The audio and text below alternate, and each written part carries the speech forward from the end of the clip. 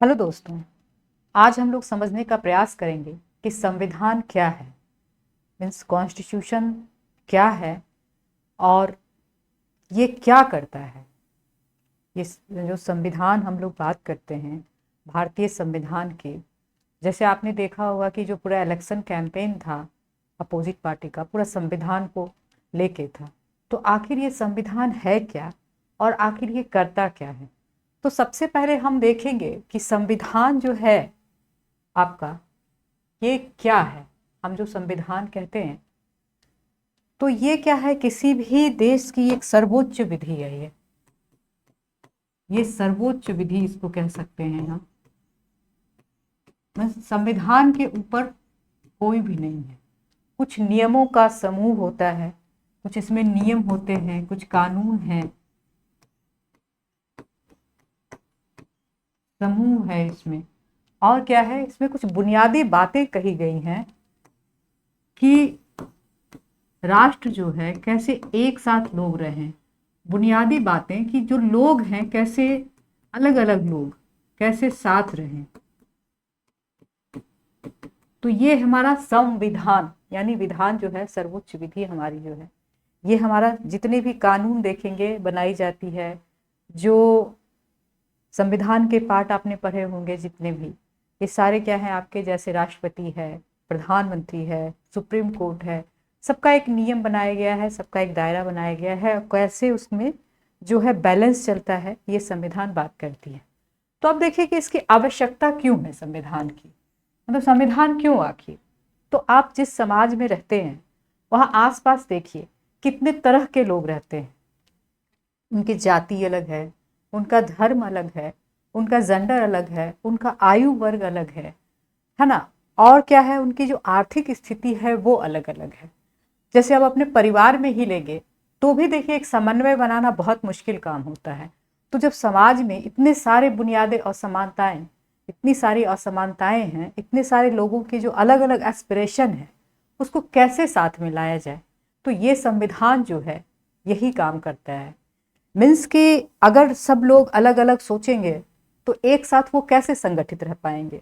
तो सबके कुछ जो बुनियादी मांग है, जो समन्वय है, ये जो करते हैं हम कि एक ऐसा हम आधार तैयार करेंगे जहाँ पे कि सभी को कुछ ना कुछ मिले। ऐसा ना लगे कि एक वर्ग बिल्कुल छूट गया है, एक वर्ग बिल्कुल सबसे ज़्यादा मिल रहा है। तो संविधान हमेशा यह प्रयास करता है कि ये जो है कैसे एक राष्ट्र के रूप में, एक देश के रूप में चले। तो ये क्या करेगा, न्यूनतम समन्वय, मीन्स ऐसा मिनिमम यहाँ पे समन्वय हो कि वो समाज जो है आगे चल पाए और जो है वो विकास के रास्ते पर अग्रसर हो पाए। और विश्वास, अगर विश्वास नहीं होगा, एक वर्ग का, एक समूह का दूसरे समूह पर विश्वास नहीं होगा, तो कभी भी वो समाज या राष्ट्र जो है कभी भी वो आगे नहीं बढ़ सकता है। मान लीजिए कि यहाँ इतने सारे धर्म के लोग रहते हैं, जाति के लोग रहते हैं, अगर उन्हें ऐसा लगे, जो अल्पसंख्यक है उनके मन में हमेशा ये रहती है बातें कि वो डरे रहते हैं, चाहे दुनिया में किसी भी जगह अल्पसंख्यक हो, उनको ये लगता है कि हमारी पहचान खत्म हो जाएगी। तो ये एक विश्वास उनको दिलाना कि नहीं, हम आपके लिए भी सोचते हैं। और ये संविधान सबको साथ लेके चलने की बात करता है। तो देखेंगे कि ये क्या करता है, न्यूनतम समन्वय के साथ एक विश्वास को बनाता है और सभी लोग उसमें आते हैं। फिर देखते हैं दूसरा काम क्या करता है, ये निर्णय निर्माण की शक्ति। ये डिसाइड करता है कि इतने सारे लोग हैं, क्या सभी लोग मिलकर निर्णय ले सकते हैं, और अगर सभी लोग लेकर निर्णय लेंगे तो वो निर्णय कहाँ तक सफल हो सकता है। ये संविधान हमें बताता है कि निर्णय निर्माण की शक्ति किसके पास रहेगी। तो आप देखेंगे हमारे यहाँ पार्लियामेंट्री सिस्टम में, जैसे संसद में जो है सारे निर्णय कहाँ लिए जाते हैं, संसद में लिए जाते हैं, सरकार के द्वारा ली जाती है। सरकार कैसे बनती है, चुनाव के द्वारा बनते हैं। तो ये जो है आपका, उनके पास निर्णय निर्माण की शक्ति है कि वो जो सरकार है वो ये डिसाइड करती है कि यहाँ के नागरिक के लिए क्या जरूरी है, किस प्रकार के नियम बनाए जाए और कैसे इसको एक आपसी सामंजस्य से चलाया जाए। तो ये संविधान यह भी बताती है। अब देखिए सरकार शक्ति और क्या करती है, लेकिन ऐसा नहीं है।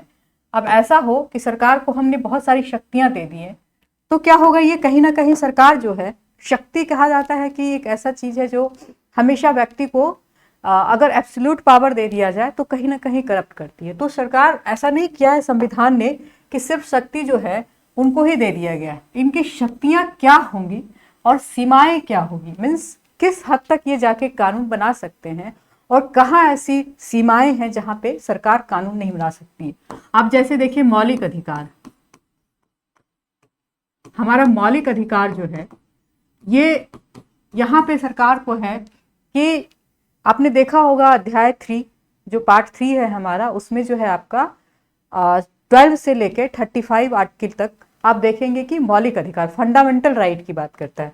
फंडामेंटल मतलब जो बेसिक है, मतलब एक समाज में जीने के लिए व्यक्ति के लिए बेसिक है, उसके बिना वो जीवन की कल्पना भी नहीं कर सकता है। तो ये जो है, और इस पर जो है किसी का नियंत्रण नहीं होना चाहिए, सरकार को भी नहीं होना चाहिए। तो एक तरह से आप देखेंगे कि यहाँ पे पीपल को पावरफुल बनाया गया है कि वो जो शक्ति है संविधान की, यहाँ पे लोगों के अधिकार में, जैसे जीवन जीने का अधिकार है, समानता का अधिकार है, आपका अपने धर्म को, अपने विश्वास को मानने का अधिकार है। तो ये सब चीजें आप धीरे धीरे देखिएगा कि बहुत सारे अधिकार जो हैं, जैसे अब शिक्षा का अधिकार को भी शामिल किया गया है, फूड सिक्योरिटी की भी बात की जाती है। तो कहीं ना कहीं जो है ये हमारा मौलिक अधिकार जो है ये बहुत विस्तृत होता जा रहा है और ये मौलिक अधिकार में बहुत सारी चीजें शामिल होती जा रही हैं। और ये व्याख्या करने का कौन काम करता है, तो आप देखेंगे सुप्रीम कोर्ट के द्वारा। इसको हम कहीं भी, जब हमारे कोई भी नागरिक अधिकार का हनन हो रहा है तो हम रिट दायर करेंगे सुप्रीम कोर्ट या हाई कोर्ट में और वो डायरेक्ट सुनवाई करते हैं। तो ये जो है कहीं ना कहीं सरकार के जो है शक्ति को सीमित करती है। और उसके बाद चौथा काम क्या करती है, तो देखिए सिर्फ हम सीमित करेंगे तो नेगेटिव हो जाता है, लेकिन क्या है कि हम जो है सरकार को चुनते हैं और सरकार के जो है कुछ हमारी अपेक्षाएं हैं, कुछ हमारा एस्पिरेशन है, कुछ समाज का एक लक्ष्य होता है जिसके द्वारा वो आगे बढ़ना चाहता है। तो साथ साथ क्या है कि सरकार को यह भी बताया जाता है कि कहाँ पे काम करना है और कहाँ आगे बढ़ के करना चाहिए। आप देखेंगे डीपीएसपी में तो देखेंगे आप क्या है, जो समाज की आकांक्षा है, समानता प्राप्त करना, शिक्षा प्राप्त करना, गरीबी खत्म करना, है ना, बेरोजगारी खत्म करना, तो इसके लिए क्या है सरकार को नियम बनाने के लिए ये अग्रसर करती है। जैसे आरक्षण है, ये कहीं ना कहीं क्या है आपका सरकार को एक मतलब ये फंडामेंटल राइट में ही जब आप बात करते हैं तो विधि के समान समानता और विधियों का समान संरक्षण, तो इसमें आप देखेंगे कि ये राज्य को एक तरह से कहा गया है कि वो सकारात्मक कदम उठा के जो समाज में असमानता है उसको बैलेंस करने की कोशिश करे। तो ये जो है हमारे जो समाज की आकांक्षा है, एक समाज कहाँ जाना चाहता है, आखिर हम विकास करना चाहते हैं, विकास में सबकी गरिमा, लाइफ सबकी गरिमा को बनाए रखना चाहते हैं, हम आर्थिक रूप से सक्षम होना चाहते हैं, हम एक समाज के रूप में एक विकसित होना चाहते हैं, हम आध्यात्मिक रूप से विकसित होना चाहते हैं। तो ये क्या है आपका आकांक्षा और लक्ष्य जो है एक वहाँ के लोगों को, इसको करने के लिए सरकार को प्रेरित करती है। और जो सरकार है यहाँ पे देखेंगे एक लोक कल्याणकारी राज की स्थापना की जाती है। मीन्स जब देखेंगे हमारा संविधान क्या करता है कि लोगों के लिए एक अलग से जो समानता लाए, शिक्षा के लिए कार्य करे, वो सरकार को इसके लिए प्रेरित करती है। और सबसे इम्पॉर्टेंट और क्या है कि राष्ट्र को एक बुनियादी पहचान दिलाती है।